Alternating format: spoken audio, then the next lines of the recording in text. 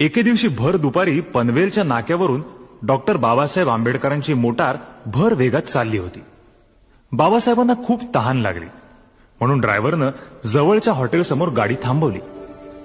बाबासाहेबांच्या समवेत असलेले त्यांचे सहकारी गडकरी पाणी आणायला गेले. बॅरिस्टर आंबेडकरांना पाणी हवंय?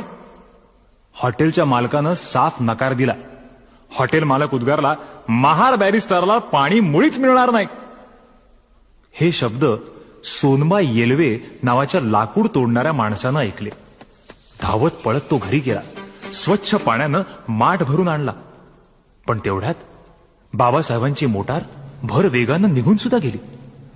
बाबासाहेब पुन्हा या वाटेनं येतील, ते तसे जाऊ नयेत म्हणून आयुष्यभर त्या वाटेवर पाण्याचा माठ भरून सोनबा वाट पाहत उभा राहिला. तो संपला. शेवटच्या